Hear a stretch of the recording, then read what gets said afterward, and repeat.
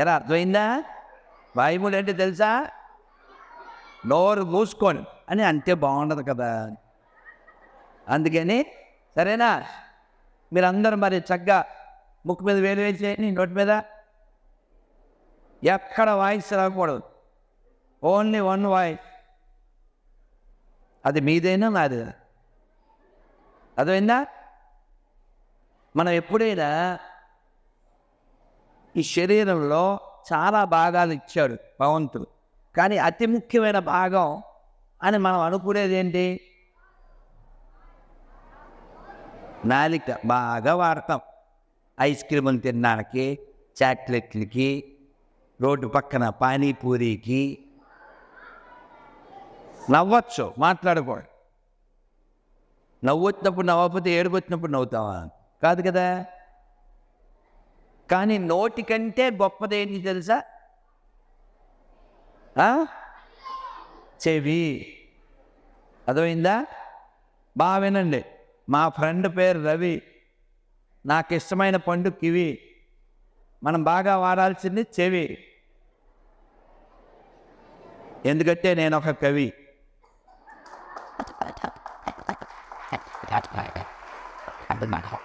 కాబట్టి చెవులు బాగా వాడండి.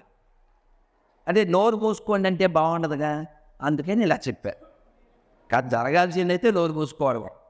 మనం బాగా వింటే ఏమవుతుందంటే లోపలికి వెళ్ళి అది మన మనస్సు వినేలా చేస్తుంది. అన్నిటికీ కారణం ఏంటి? మనస్సే కదా.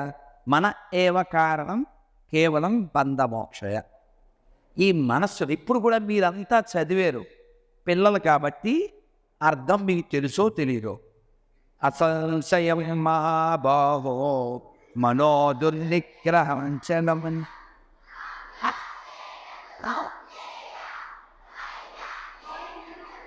అద్భుతం.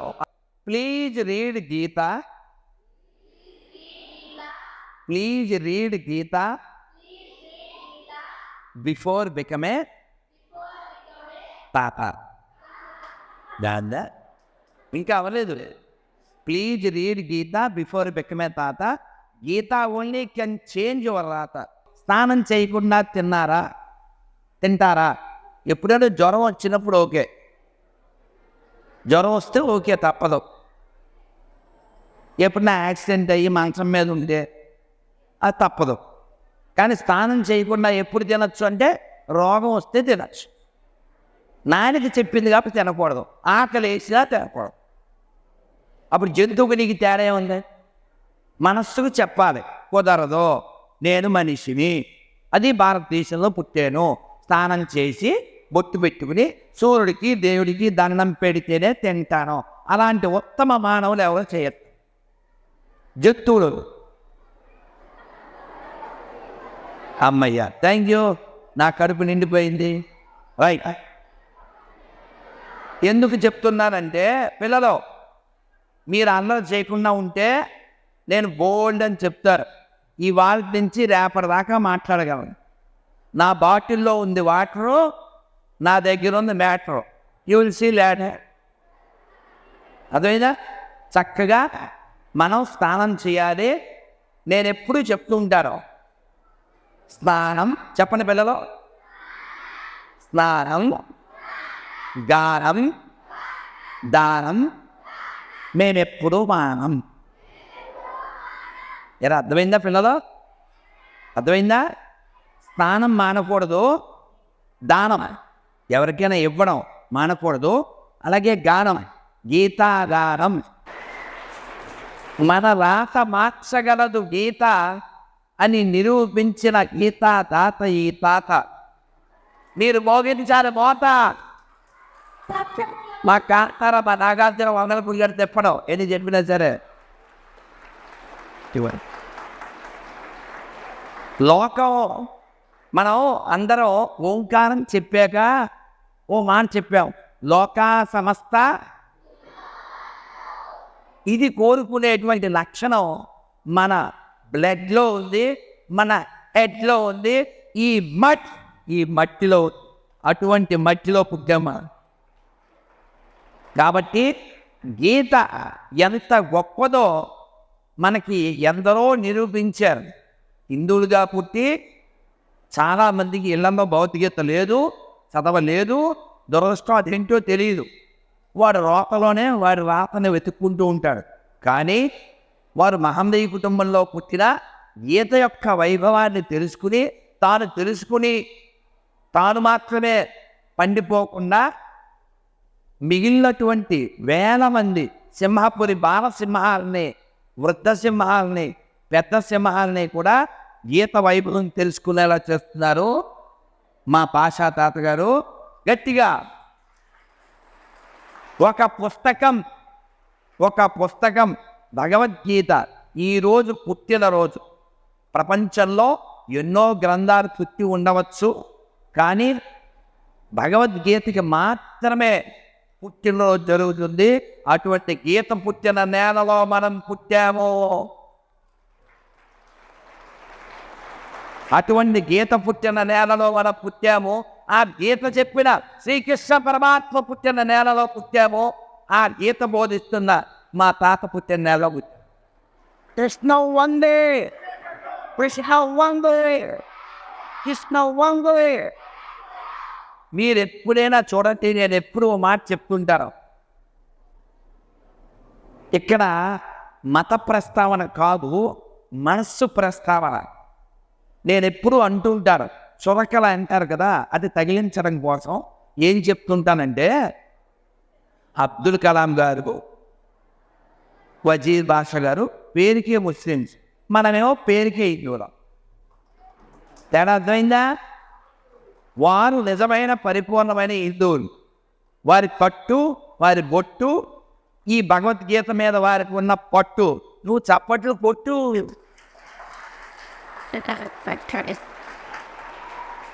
అందుకని మనం మా చిన్నప్పుడు స్కూల్లో మాకు పాఠం వచ్చింది, నార్ల వెంకటేశ్వరరావు గారు. ఆ పాఠంలో మేము గ్రహించింది ఏంటంటే, చిరిగిన చొక్కా అయినా తొడుక్కో, ఓ మంచి పుస్తకం కొనుక్కో. అది నాకు బాల్యంలోనే మనస్సుకి ఎక్కడం వల్ల ఎన్నో పుస్తకాలు కొనుక్కున్నాను. ఇప్పటికీ డ్రమ్ములు కొద్ది, అంటే చెదపురుగులు పడతాయని భయంతో డ్రమ్ముల్లో పెట్టాను. మరి ఏం చేయాలి? కొన్ని ర్యాకుల్లో పెట్టాను. ఆ పుస్తకాలన్నీ చదివేయాలని మహా కోరిక, కానీ మాకు లేదు తీరిక. కాబట్టి పుస్తకం చాలా ముఖ్యమైనది. అది మన మస్తకం మీద ప్రభావం చూపిస్తుంది, మనల్ని ఉద్ధరిస్తుంది, మనలో ఉన్నటువంటి చెడును ఉద్ధరిస్తుంది, మనలో ఉన్నటువంటి దుర్మార్గాన్ని, అవలక్షణాన్ని కత్తిరిస్తుంది, మనం తప్పుదోవలో వెళ్తే మనని హెచ్చరిస్తుంది. అటువంటి గీత కంటే గొప్ప పుస్తకం ఉంటుందా? ఆ గీత యొక్క వైభవాన్ని మన దాకా చేర్చి మనందరినీ ఉద్ధరించడానికి ఎన్నో ఏళ్ళుగా కృషి చేస్తున్నారు వజీర్ బాషా గారు. కాబట్టి మనం అందరం కూడా పుస్తకాలలో అతి ముఖ్యమైనది, ధీటు లేనటువంటిది భగవద్గీత. ఒక్కసారి అందరం గట్టిగా జై జై గీత. మీరు భగవద్గీత అనండి. జై జై గీత, జై జై గీత, జై జై గీత. ఇది మనం గుర్తుపెట్టుకుని, ఎన్నో పుస్తకాలు ఉన్నాయి, అన్నీ ఒకటి అనుకోకండి. ఈ పుస్తకం, ఈ భగవద్గీత వేల సంవత్సరాల క్రితం సూర్య భగవానుడికి కోట్ల సంవత్సరాల క్రితం బోధించబడింది. అయితే మనకి వచ్చింది ఆయన నుంచి కాదు. మళ్ళీ అది బ్రేక్ అయిపోతే అర్జునుడికి చెప్పడం ద్వారా మన దాకా వచ్చింది.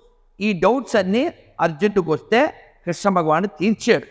కాబట్టి ఏవం పరంపరా ప్రాప్తం ఇమం రాజర్షయో విదుః సకాలేనేహ మాత యోగో నష్ట పరంతప. కాబట్టి మనం అందరం యోగ్యులు అని భగవంతుడు తరిచి ఈయన్ని పిలిచి, బాబు భాష, నువ్వు ఒక్కసారి చెప్తే 100 సార్లు చెప్పినట్లే అని చెప్పాడు. కాబట్టి మనకి చాలా భాషలు వచ్చి ఉంటే మంచిదే, కానీ ఇటువంటి భాష గారు ఒక్కరుంటే చాలా మంచిది. ఏమన్నా అర్థమైందా? వారి దగ్గర విషయం ఉంది, అంతులేని వినయం ఉంది. కొంచెం నా భాషలో చెప్పాలంటే వారి దగ్గర కంటెంట్ ఉంది, కరెంట్ ఉంది. మీకు అర్థం కావాలని చెప్పారు. కాబట్టి కేవలము శుష్కంగా హాయ్ బ్రో అని కబుర్లు చెప్పుకోవద్దండి. ఆడవాళ్ళు అయితే కుప్పులు చేస్తే నిప్పులే. అలాంటి నిప్పులు లేకుండా చేసే, తప్పులు రాకుండా చూసే మా గీతామాతలందరినీ గట్టిగా చెప్పండి. నేను చెప్పాను, ఈ తల్లులంతా నాకు దండం పెడుతుంటే, అమ్మ నేను మీకంటే వయసులో పెద్దవాడిని అయినా సరే మీకు నేను మీ కొడుకుని, I am your son, I'm like a gun, will have fun. So కాబట్టి మనం అందరం కూడా అందరూ సుఖంగా ఉండాలని కోరుకుంటున్నాం. ఎవరి చెడు కోరడం లేదు. మీరందరూ నేను సగం చెప్తే మీరు సగం చెప్పారా? సర్వే జన మీరే వేదాలు చదివారా? ఉపనిషత్తులు చదివారా? పెద్ద పెద్ద పురాణాలు చదివారా? నేను సగం చెబితే చిన్న బిడ్డలే ఎలా పూర్తి చేశారు? చెప్పాను కదా, అందరూ బాగుండాలనేటువంటి లక్షణం మన బ్లడ్లో ఉంది, మన హెడ్లో ఉంది.